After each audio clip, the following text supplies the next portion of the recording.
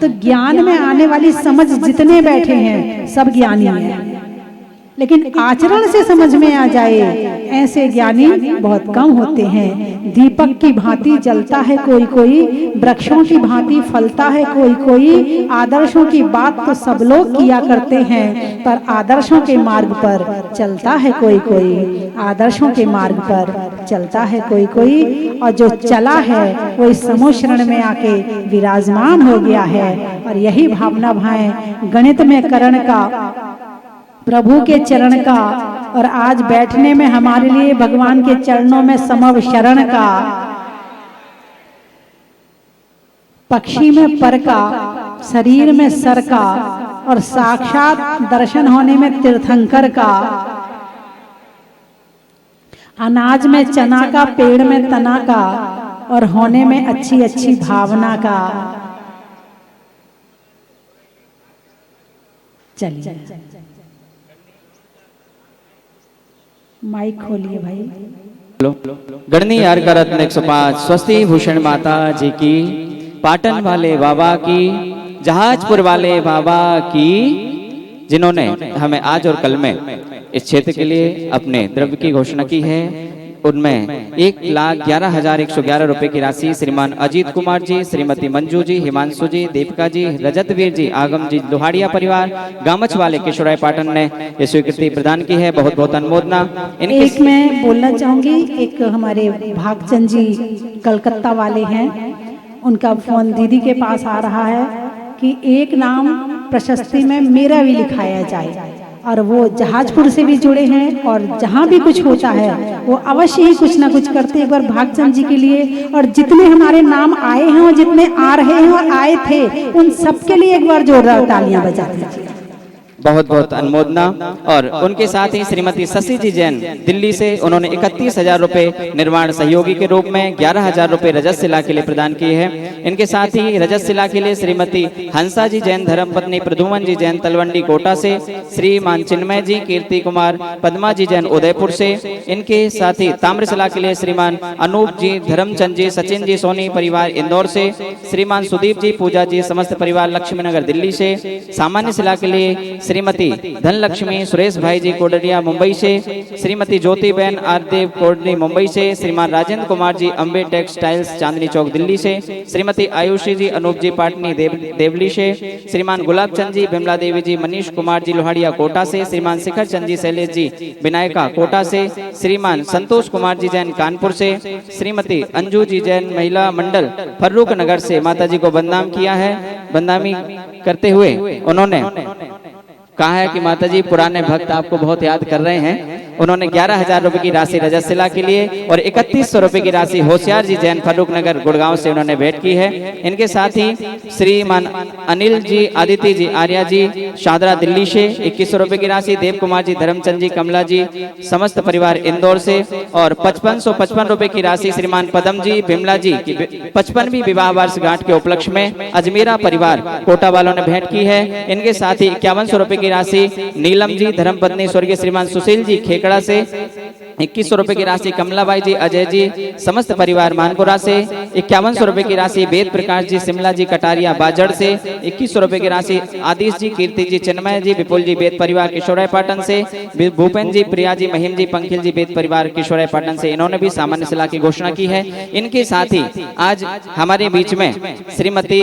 रमा जी पधारी थी और वो चलेंगे, उनको जाना पड़ा चांदखेड़ी जल्दी। उन्होंने 51,000 रुपए की राशि की घोषणा पूज्य माता जी के चरणों में की और उनकी बहुत बहुत अनुमोदना। इनके साथ ही 21,000 रुपए की राशि जो हमारे सौधर मित्र श्रीमान चेतन जी हैं, उनकी बुआ जी श्रीमती मंजू जी जैन धर्मपत्नी श्रीमान रमेश चंद जी जैन सागा हेड़ी वाले कोटा से हमारे बीच में है, उनकी भी बहुत बहुत अनुमोदना। इनके साथ ही 2100 रुपए की राशि LL पटलोली सरोज जी इंदौर से, चंद्रलेखा जी गांधीनगर इंदौर से, मीना जी धर्मपत्नी सतीश जी रोटा राजस्थान से, राजकुमार जी चंद्रा कांता जी पाटनी कोलकाता से 11,000 रुपए की राशि इन्होंने भेंट की है राजकुमार जी ने, और 11,000 की अभय कुमार जी सलोचना जी समस्त परिवार फरीदाबाद से, 2100 रुपए की राशि बेला अंकित जी रमल जी जैन बरवाई से समस्त परिवार के लिए बहुत बहुत अनुमोदना।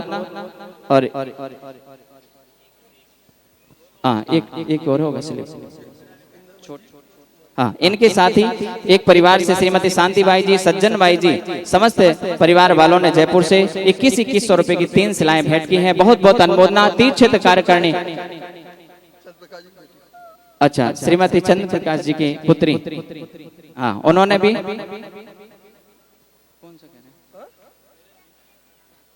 लिखवाए, अच्छा, उनके परिवार से लंबा खोवा जयपुर से उन्होंने भेंट किया है। बहुत बहुत अनुमोदना। तीर्थ क्षेत्र कार्यकारिणी कमेटी की ओर से इन सभी दानदाताओं के लिए मैं उनका बहुत बहुत आभार, बहुत अभिनंदन करता हूं। इनके साथ ही श्रीमान नेमी चंद जी, अरुण कुमार जी, मिथिलेश जी, देवर्ष जी, पाटनी परिवार मिसरौली वालों ने एक रजत शिला की घोषणा की है, उनकी भी बहुत बहुत अनुमोदना। और साथ ही कमल कुमार जी, रेखा जी, विवेक जी, रेणु जी जैन 12 से 5100 रुपए की राशि की घोषणा की है, उनकी भी बहुत बहुत अनुमोदना। इनके साथ ही स्वर्गीय श्रीमान इंदन कुमार जी, मनोज कुमार जी, लोहाड़िया परिवार किशोर पाटन वालों ने 51,000 रुपए की हीरक शिला की रोशनी की घोषणा की है। रेखा जी, उनके परिवार वालों ने हाँ 51,000 रुपए की हीरक शिला की घोषणा की है। बहुत बहुत अनुमोदना। इन सभी की तीर्थ क्षेत्र कार्यकारिणी के पदाधिकारियों द्वारा उनका बहुत बहुत सम्मान, बहुत बहुत अनुमोदना। और इनके साथ ही हाँ, एक मैं भैया जी को माइक दूंगा, वह आए। बड़े ही भाग्य जग रहे हैं राजस्थान प्रांत वालों के, जो राजस्थान प्रांत में परम पूज्य परम आराध्या ने एक स्वस्ति धाम की स्थापना की। अब यहाँ पर एक और धाम की स्थापना होगी, वो घोषणा होने वाली है दिनांक 12 जुलाई को, जिसका पत्रिका का विमोचन आज हमारा संपूर्ण ट्रस्ट माता जी की सन्निधि में करना चाहता है। तो दिनांक 12 जुलाई 2024 को परम पूज्य अरहत बली आचार्य भगवान द्वारा प्रतिष्ठित जिनबिंब मुंसुरनाथ भगवान का आचार्य कुंद कुंद द्वारा प्रपूजित और वर्तमान में प्रपूजित परम पूज्य आरिका माँ श्री स्वस्ति भूषण जी माता जी की से प्रपूजित वो प्रतिमा, उसी प्रतिमा के जिनालय का निर्माण इसी भूमि पर होना है। कल्पतरु महामंडल विधान के मध्य में हो रहा है। उस दिनांक 12 जुलाई की पत्रिका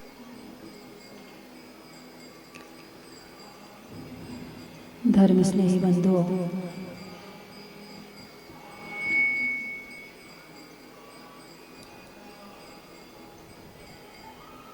संसारी प्राणी और मुक्त प्राणी में क्या अंतर है? चारों गति के जीव और भगवान में क्या अंतर है? हम क्या हैं, देव क्या हैं, नारकी क्या है और भगवान क्या है? इन सभी विषयों पर ज्ञान करना अति आवश्यक है। हमारी कहानी कहाँ से शुरू होती है और कहाँ जाकर ख़त्म होती है? हम कहाँ से निकले हैं, आज कहाँ पर हैं और हम कहाँ पहुँच सकते हैं, इस बात का ज्ञान होना आवश्यक है। यदि इस बात का ज्ञान नहीं होगा तो हम अपने दृष्टिकोण को विशाल नहीं कर सकते, हम अपने जीवन का लक्ष्य नहीं बना सकते। हम अपने जीवन का जब लक्ष्य ही नहीं बनाएंगे तो मंजिल पर पहुंचने की बात तो बहुत दूर की है। अभी जीवन का लक्ष्य क्या है? बच्चे पढ़ाई करते हैं, पढ़ाई करने का लक्ष्य क्या है? किसी को डॉक्टर बनना है, किसी को इंजीनियर बनना है, किसी को पायलट बनना है ना, किसी को सीए बनना है। यही है ना लक्ष्य। पढ़ाई करने का क्या लक्ष्य है? अब ये बनकर क्या करोगे? मान लो बन गए, अब क्या करोगे? पैसा कमाएंगे, फिर क्या होगा? घर गृहस्थी चलेगी। अच्छा, यानी ये विद्या जो है वो पेट भरनी विद्या है। कौन सी विद्या है? पेट भरनी विद्या है। और पेट किसका है? पुद्गल का है। इसको भरते भरते अनंत काल बीत गए, आज तक भरा क्या? अरे बोलिए ना, कब से खा रहे हो? कितने बोरे गेहूं खा लिए, कितने बोरे चावल खा लिए, कितनी टंकियों पानी पी लिया, कितने लीटर दूध पी लिया, कितना तेल खत्म कर दिया, कितना घी खत्म कर दिया। ये पेट आज तक भरा क्या? नहीं भरा, ये कभी नहीं भरेगा। खाने खाने में जिंदगी निकल जाती है। तो लक्ष्य क्या है? खाने के लिए जन्म लिया है। अरे बोलिए ना, आज उस होटल का खाना है, कल उस होटल में जाना है, परसों कोटा की कचौड़ी खानी है, नरसों केशवराय पाटन की पकौड़ी खानी है, फिर इंदौर का पोहा खाना है, फिर वहाँ के रसगुल्ले खाने हैं, फिर वहाँ का वो खाने के लिए जन्म लिया है। मंजिल क्या है आपकी? आपका लक्ष्य क्या है? केवल खाना ही आपका लक्ष्य है? अच्छा खा लो, अच्छा पहन लो, बस क्या यही जिंदगी है? इसके आगे कोई सोच नहीं है आपकी? अरे बोलिए ना, धर्म करने के बाद, स्वाध्याय करने के बाद, प्रवचन सुनने के बाद हमें अपना ज्ञान होता है। घर गृहस्थी का ज्ञान कराने के लिए तो सारी दुनिया है, टीवी, अखबार, अड़ोसन पड़ोसन, रिश्तेदार, सब दुनिया का ज्ञान दे देंगे। लेकिन हम कौन हैं? मैं कौन हूँ? मेरी क्या मंजिल है? मैं क्या बन सकता हूँ? यदि इस बात का कोई ज्ञान देने वाला है तो वो है देव, शास्त्र और गुरु। वो दिखाते हैं कि मेरी मंजिल क्या है। और बाकी तो सब देखो, मोबाइल खोलो तो उसमें घर गृहस्थी की बातें हैं, अखबार खोलो तो उसमें भी वही 4 प्रकार की कथा है, राष्ट्र कथा, भोजन कथा, स्त्री कथा है और चोर कथा, बस यही कथाएं चल रही। खेल कथा और ले लो, खेल कथा ले लो, इधर उधर भागने की कथा ले लो, किसी को मारने पीटने की कथा ले लो। 4 कषाय और 5 पापों के अलावा मोबाइल में और अखबार में और टीवी में मिलता क्या है ये बताओ।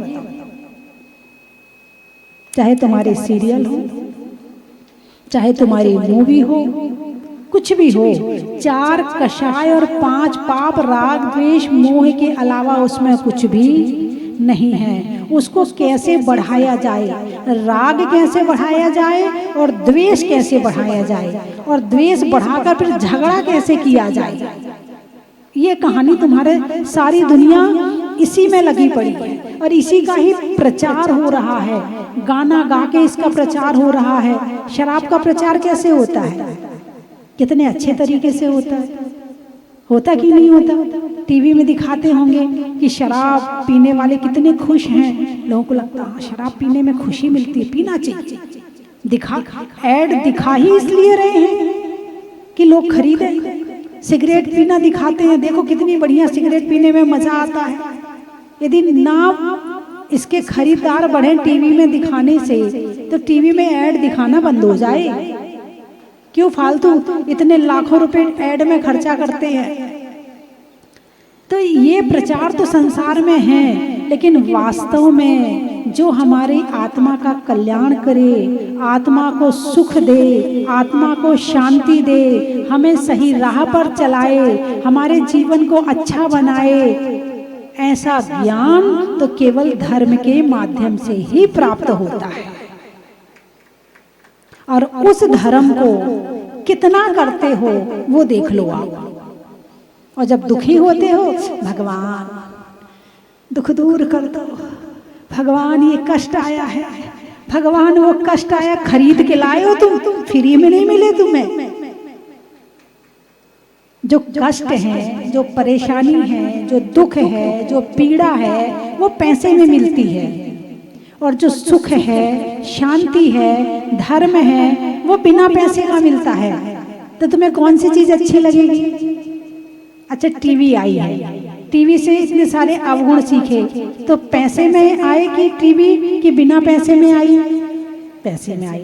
मोबाइल में दुनिया भर की उल्टी सीधी चीजें देख देख के पाप कमाते रहते हो, तो मोबाइल पैसे में मिला कि बिना पैसे में मिला? फिर टीवी और मोबाइल कंप्यूटर देख देख के आंखें खराब हो जाती हैं, तो फिर आंखों की टेंशन होती है। तो वो टेंशन फ्री में मिली कि पैसे में मिली? अरे बोलिए ना, दुनिया के जितने कष्ट हैं वो सब पैसे से मिलते हैं, और जितने सुख शांति हैं वो फ्री में और धर्म के माध्यम से मिलती है। लेकिन मैंने एक दिन बताया था, भेड़ और शेर दो तरह के पशु होते हैं, है ना? भेड़, बोलिए ना, भेड़ और शेर। जंगल में शेर कितने होते हैं और भेड़ कितनी होती है? अच्छा, भेड़ जब चलती है तो अकेली चलती है या झुंड बना के चलती है? झुंड बना के चलती है। और एक भेड़ यदि कुएं में गिरे, सारी गिर जाएंगे। और शेर, अरे बोलिए ना, अकेला चलता है। शेर को किसी की भीड़ की जरूरत नहीं है। हमारे भगवान अकेले चले थे, और जो अकेला चलना सीख जाता है अच्छे रास्तों पे, भीड़ तो अपने आप उसके पीछे आ जाती है। और केवल जो भीड़ का ही अनुगमन करता है, अरे उस पिक्चर में ऐसी ड्रेस दिखाई है वो पहननी है, अरे उसमें ऐसी साड़ी दिखाई है वो पहननी है, अरे उसमें ऐसे बाल बनाए थे वो करना है, जो केवल भीड़ के पीछे भागता है, वो अपनी जिंदगी यहाँ भी खत्म कर देता है और अगला भाव भी खत्म कर देता है। मुझे कैसे जीना है, ये मेरी अपनी पर्सनल लाइफ है। मुझे क्या पहनना है, ये मेरी अपनी पर्सनल लाइफ है। और मेरे पहनने से और मेरे हर कार्य से किसी दूसरे के भाव भी खराब ना हो, ऐसी जिंदगी यदि जीते हो तो तुम भी धर्म में जी रहे हो और सामने वाला भी धर्म में जी रहा है। तो यही धर्म का रास्ता एक दिन समोशरण के ऊपर कमलासन पर और सिंहासन पर विराजमान कर देता है, और चलना यहीं से शुरू करना पड़ेगा। और मैं ये नहीं कह रही कि आज ही घर छोड़ दो। अभ्यास रूप में, प्रतिमा रूप में घर में रह करके किया जाता है। उसके बाद फिर क्या, पुरुष पर्याय मिली, त्याग के भाव बने तो मुनिराज बन गए। परमेष्ठी कितने होते हैं? 5। कितने होते हैं? 5। जब मुनिराज बनते हैं तो क्या त्याग किया जाता है? अरे बोलिए ना, क्या क्या? जब मुनिराज बनते तो वो क्या क्या त्याग करते हैं? सोना चांदी, घर, मकान, परिवार, सब त्याग कर देते हैं, है ना? जो 10 प्रकार का परिग्रह होता है, क्षेत्र, वास्तु, हिरण्य, सुवर्ण, धन, धान्य, दास, दासी, कुप्प, भांड, ये 10 प्रकार का परिग्रह संपूर्ण रूप से त्याग कर देते हैं। तो कैसे त्याग किया? भाव से त्याग किया या केवल ऊपर से त्याग किया? भाव से त्याग किया। कैसे त्याग किया? जब अंदर में त्याग की भावना आई तो बाहर की चीज अपने आप छूट गई, और जब अंदर में पकड़ने की भावना आती है तो फिर इकट्ठा करते हैं। ठीक है? तो लेकिन भगवान महावीर ने 2 तरह के परिग्रह बताए हैं, अंतरंग परिग्रह और बहिरंग परिग्रह। बहिरंग परिग्रह कितने प्रकार का है? 10 प्रकार का है। और अंतरंग परिग्रह कितने प्रकार का है? 14 प्रकार का है। कौन सा ज्यादा है? अंदर वाला, बाहर वाला? अंदर वाला। यदि अंदर वाला छूट जाए तो बाहर वालों को छोड़ने की जरूरत ही, वो तो छूटा छुटाया है। भाव ही तो अलग करने हैं। आप अभी यहाँ आए हो, मकान साथ लाए हो क्या? दुकान साथ लाए हो क्या? बाल बच्चे साथ बैठे हैं क्या? लेकिन अंदर से छोड़ा क्या? ऊपर से तो छूटा हुआ है मगर अंदर से छोड़ा हुआ नहीं है। तो अंदर से नहीं छोड़ा तो पास में नहीं होकर भी है, और अंदर से छोड़ दिया तो पास में होकर भी नहीं है। जैसे भगवान है, समोशरण में इतने सारे भक्त आ रहे हैं, इतना वैभव है, लेकिन वो अपनी आत्मा के ध्यान में लीन है। तो इतना वैभव होते हुए भी उन्हें परिग्रह का पाप नहीं लग रहा है। क्यों? क्योंकि उनका मोह छूट गया है, मोह नष्ट हो गया है ना। तो 4 प्रकार की कषाय कौन कौन सी? क्रोध, मान, माया, लोभ। 9 कषाय, हास्य, रति, अरति, शोक, भय, जुगुप्सा, स्त्रीवेद, पुरुषवेद, नपुंसकवेद। ये 9 तरह के भाव, ये भाव हैं सारे। क्रोध क्या है? भाव है। मान क्या है? भाव है। मायाचारी, लोभ, हास्य, हंसना भी भाव है। जब तक अंदर से हंसी नहीं आए तब तक वो हास्य नहीं है। तो हास्य, रति, प्रेम, अरति, इसकी चर्चा अपन काफी कर चुके हैं। 9 कषाय और 1 मिथ्यात्व, ये 14 प्रकार का परिग्रह अंतरंग होता है। तो अंतरंग परिग्रह का त्याग और बहिरंग परिग्रह का त्याग कर दिया, अब बन गए मुनिराज। क्या बन गए? मुनिराज। इतना त्याग करने के बाद भी मोक्ष नहीं हुआ। क्या? इतना त्याग करने के बाद अभी मोक्ष नहीं हुआ। अभी पुराने कर्म सत्ता में पड़े हैं, अभी उनको उनका हिसाब करना बाकी है, अभी उनको हटाना और उनको निकालना बाकी है। इसलिए अब करते हैं तपस्या। यदि मुद्रा देखी जाए तो मुनिराज की मुद्रा और अरिहंत भगवान की मुद्रा एक सी है, लेकिन अरिहंत भगवान में और साधु परमेष्ठी में अंतर क्या है? अभी साधु परमेष्ठी 8 कर्म सहित हैं और अरिहंत परमेष्ठी के 4 घातिया कर्मों का नाश हो गया है। ठीक है ना। अब उन्होंने, जैसे भगवान महावीर ने दीक्षा ली तो वो बन गए साधु। क्या बन गए? साधु। आचार्य नहीं बने, उपाध्याय नहीं बने, क्या बने थे? अरे बोलिए ना, साधु बने थे। मोक्ष कौन जाता है? आचार्य, उपाध्याय या साधु? मोक्ष कौन जाता है? आप लोग पढ़ते ना, अरिहंति शरणम पवज्झामि, सिद्ध शरणम पवज्झामि, साहु शरणम पवज्झामि, केवली पर्णतम धम्मम शरणम पवज्झामि। इसमें कौन कौन आया? अरिहंत, सिद्ध, साधु और केवली द्वारा प्रणीत धर्म है। आचार्य उपाध्याय तो आए नहीं इसमें। तो क्या हम आचार्य उपाध्याय की शरण में ना जाएं? अरे बोलिए ना। आचार्य उपाध्याय पहले साधु हैं, बाद में आचार्य हैं, बाद में उपाध्याय हैं। ये आचार्य उपाध्याय संघ को संभालने के लिए पदवी है।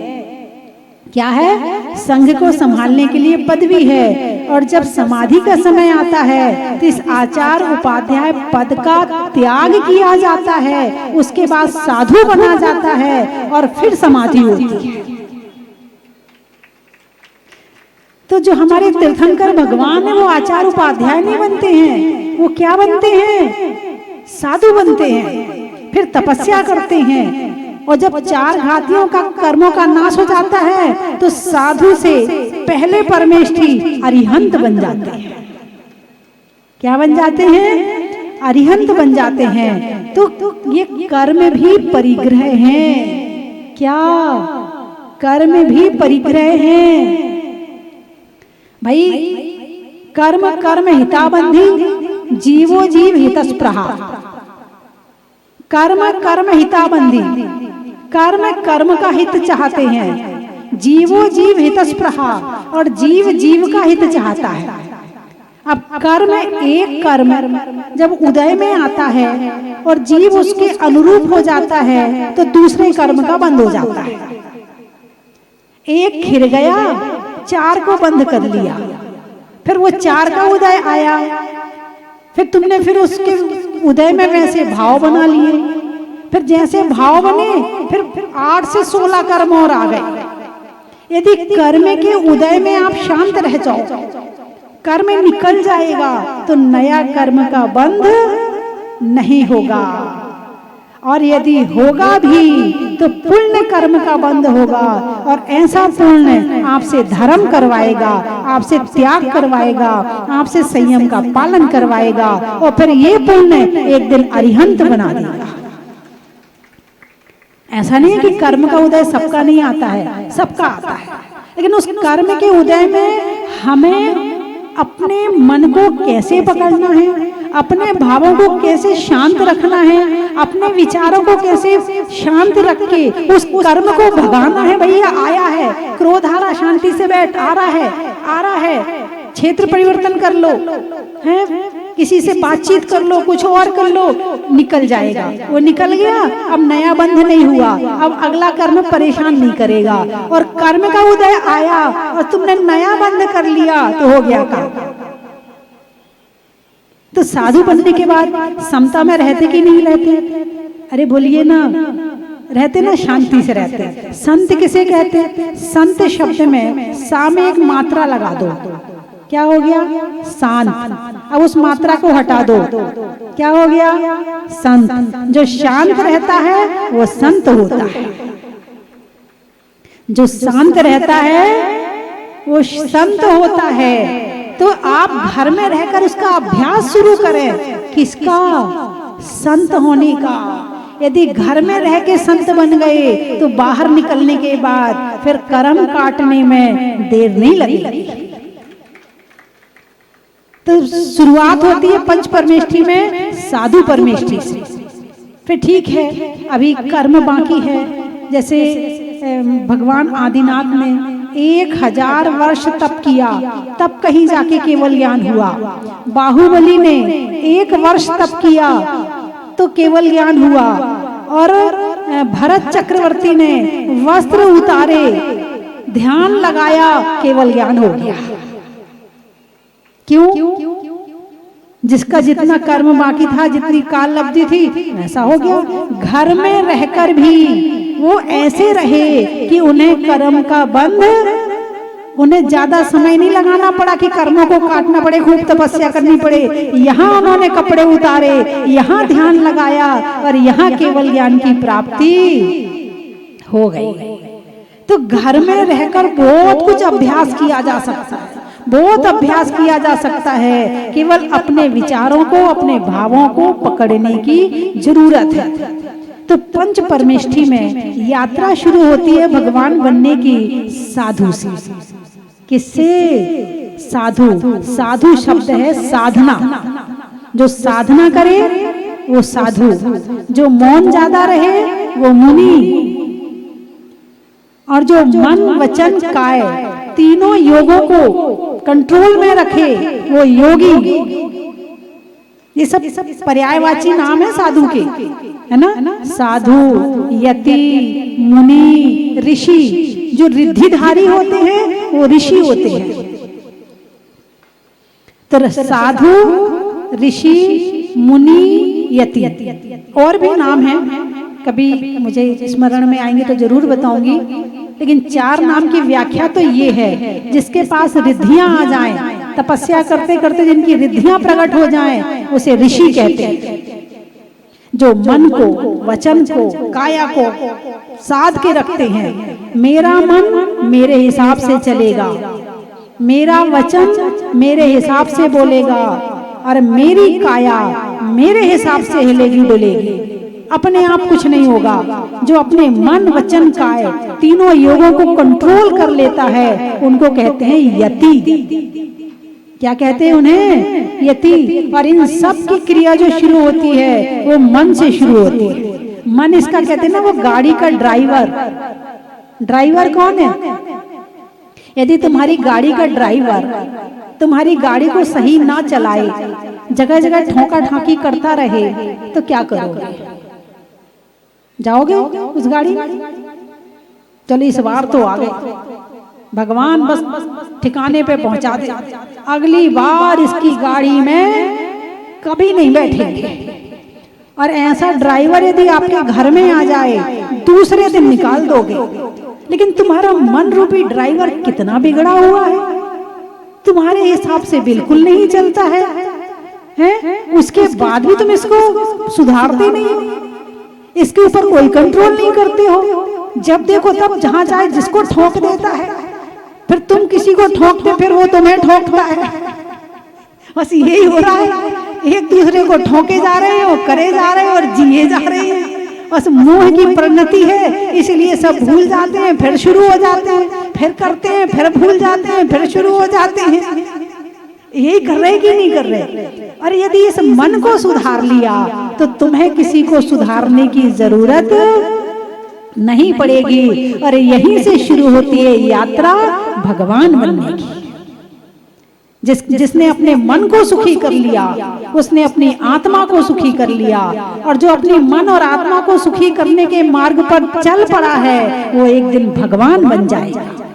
भगवान बनने का मतलब ये नहीं कि मैं भगवान बन जाऊं तो वो तो बहुत अच्छा लगेगा, सब लोग मेरी पूजा करेंगे, है मेरे लिए समूह शरण की रचना होगी, इसलिए भगवान नहीं बनते हैं। भगवान बनते हैं अपनी आत्मा को सुखी करने के लिए, अपनी आत्मा को शुद्ध करने के लिए। और जो अपनी आत्मा को शुद्ध कर लेता है वो भगवान बन जाता है। और जब भगवान बन जाता है तो उसे न तुम्हारी पूजा से मतलब, न तुम्हारे सम्मान से मतलब, न तुम्हारे ज्ञान से मतलब, न तुम्हारी सामग्री से मतलब, न तुम्हारे श्रीफल से मतलब, उन्हें कोई मतलब नहीं है। फिर तो वो बैठ गए और लीन हो गए अपनी आत्मा में।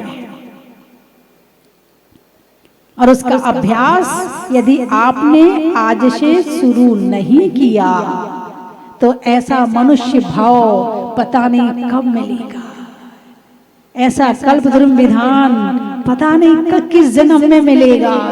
इस जन्म में कितने लोग पहली बार कर रहे हैं? हाथ उठाकर बताओ। ओहो, यहाँ तो सारे लोग पहली बार कर रहे हैं। अब इस जन्म में एक बार तो कर लिया है, दोबारा के भाव मेरे और बन रहे कि एक बार और करवाऊं यहाँ पर। अभी नहीं, अब वो कब होगा ये पता नहीं है। लेकिन ऐसे बैठकर अभी हम भगवान के समूह शरण में पूजा कर रहे हैं और भगवान से आज हम ये प्रार्थना करते हैं, हे भगवान, वो दिन कब आएगा जब साक्षात भगवान के समूह शरण में, हैं तीर्थंकर के समूह शरण में बैठकर हम आपकी भक्ति करेंगे, आपकी पूजा करेंगे और आपके जैसे बनने के लिए उस समूह शरण में दीक्षा लेंगे।